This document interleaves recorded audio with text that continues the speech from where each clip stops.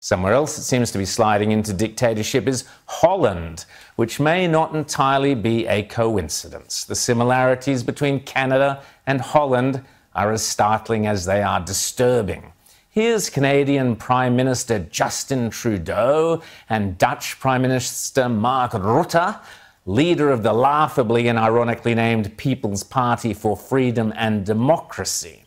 Apart from obviously sharing the same wacky lefty sense of humour, those two both are, of course, golden pin-up boys for Klaus Schwab and the globalist fantasists of the World Economic Forum.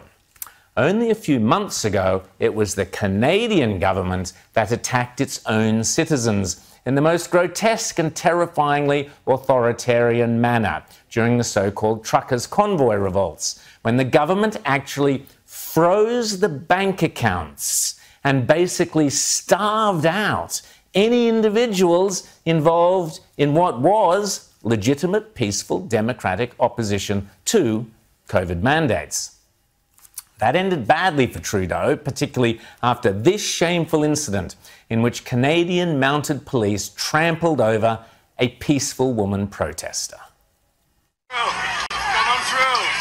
What is happening here? Wow, what is this lady doing? Trampling horses. Trampling. Stop it. Stop it. Oh my God. What the hell is that? They just trampled this lady. They just trampled that lady.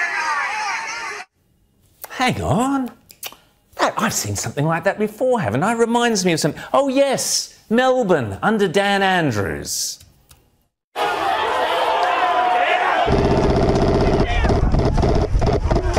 Media! Media! Media!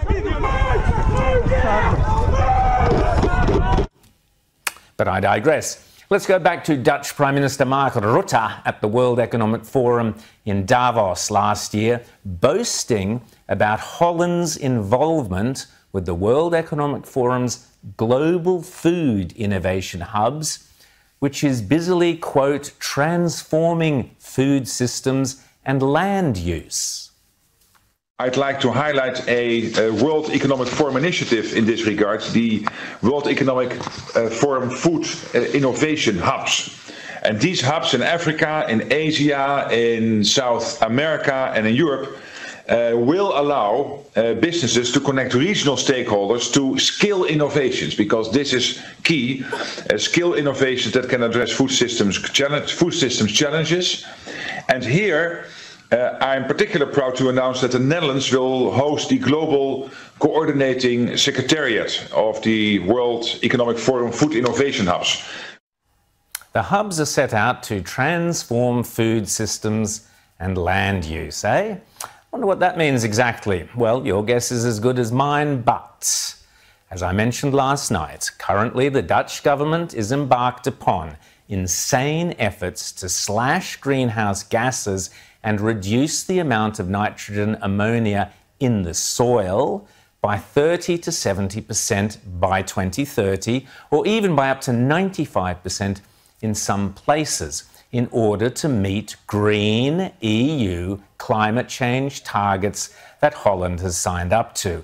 And this means literally turfing people off their farms.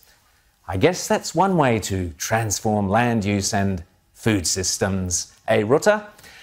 Well, the Netherlands House of Representatives has released a statement which said, quote, "The honest message is that not all farmers will continue in business. Those who do will have to farm differently." Wow, just think about that. But everyday, hard-working Dutch family farmers and others are now involved in massive and growing protests, hardly surprising, with tractor blockades, manure being dumped on government buildings or places, and there are accusations of the Dutch secret police infiltrating the protesters, the same playbook used by Trudeau, allegedly. What a coincidence. And overnight, there are even accusations of shots being fired.